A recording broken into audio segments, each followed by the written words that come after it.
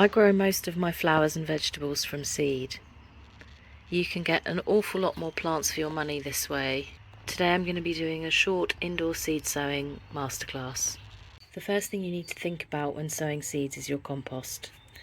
It really is important for seeds to use a good quality seed compost.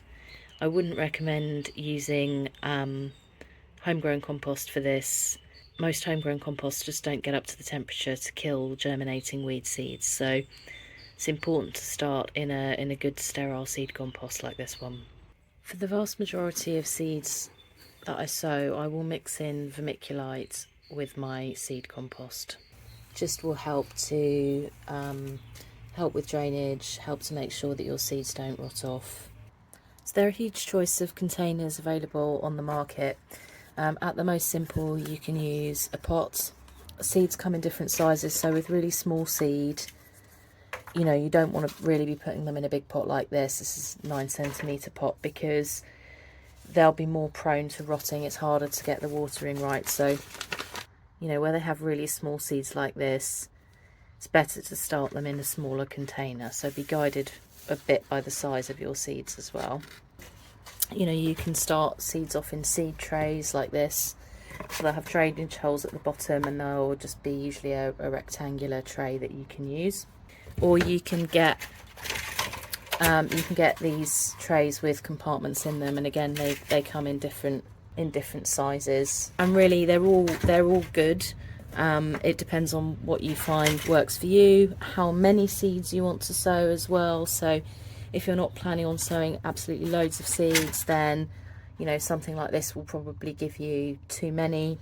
Now, I get quite a lot of mice in my greenhouse, so I find that things that I can cover with a lid work best for me. There are two benefits to that, really. The first is that, you know, you can cover these up with these little domes, and that gives you an extra bit of humidity for your seeds, and also it protects them from the mice so they can't get into there.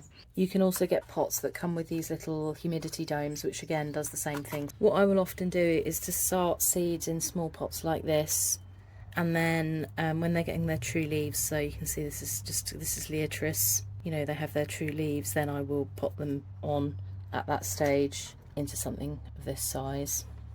The first thing that you're going to need to do is, whichever type of pot you choose, you're going to need to fill that with your compost and firm that down fairly well. You want to leave a bit of a gap at the top. You don't want to go right the way up, because when you water, you know, otherwise the soil is going to come out. So then what you need to do is you need to water your seeds compost first, and I normally do this first. So I will water the compost from the top, let that drain away.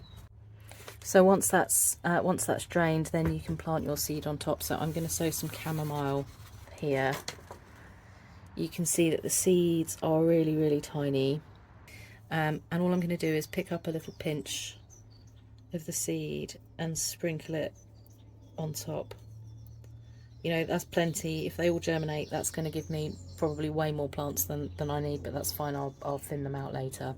It's important to look at your seed packets to see which seeds need light to germinate and which seeds need dark, and that will depend on the variety of seeds. So with chamomile is a seed that needs light to germinate, so you don't cover chamomile. All I will do for this is just gently press the seed into the compost. So once you've sowed your seeds, then pop in a label. You also want to check the temperature needed for germination. So chamomile will germinate about 15 degrees, so this will be fine here in my unheated greenhouse.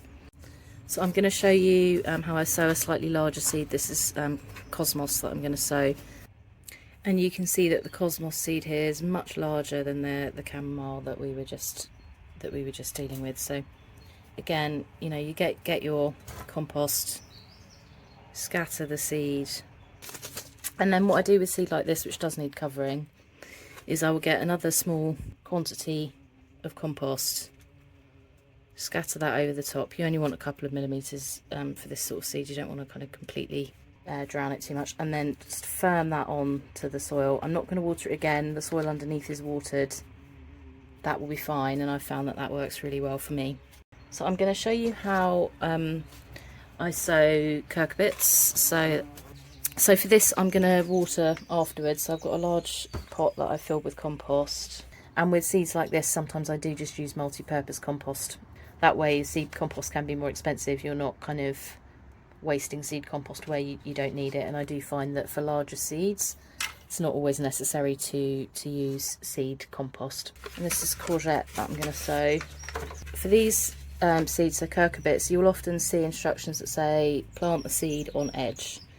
So what that actually means is, you know, you don't want to sow the seed flat like this, because that will increase the chances of the seed rotting. So what you want to do is you want to place the seed on edge. So, you know, what edge does that mean? Does that mean you sow it horizontally? Does that mean you sow it vertically?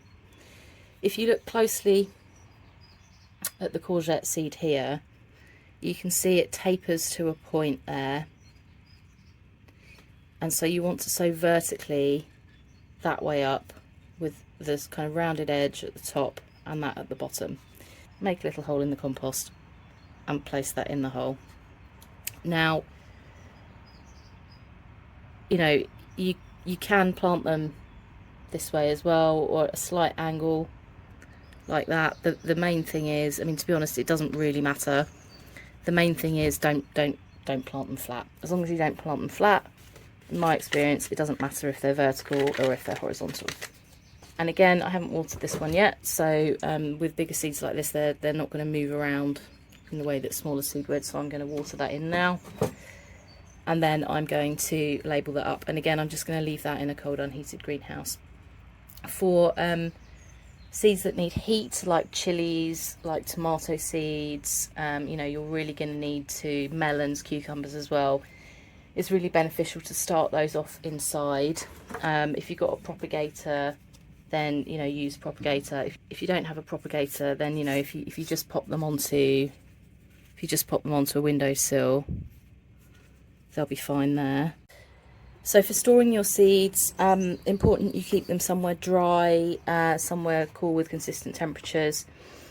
So I use kind of two different methods. One is I use these ammunition cases, which I use for my vegetable seeds, which I find is really helpful. I've just made these little homemade labels to put in between as dividers, and I've got a label on the outside as well of the container so that I know what's in there, and then they stay nice and dry in there.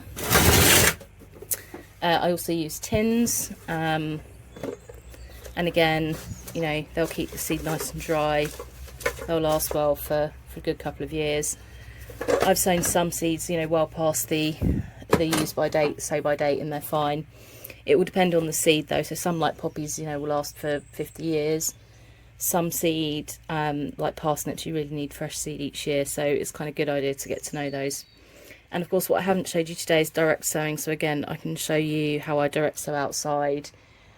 Direct sowing is better for things like root vegetables, so all root vegetable crops I direct sow outside. A lot of wildflowers I prefer to be sown outside as well, so cornflowers I will direct sow outside too. If you've got any questions, please let me know in the comments. Be happy to help. So I hope you found this video helpful. Thanks so much for watching, and I'll see you next time.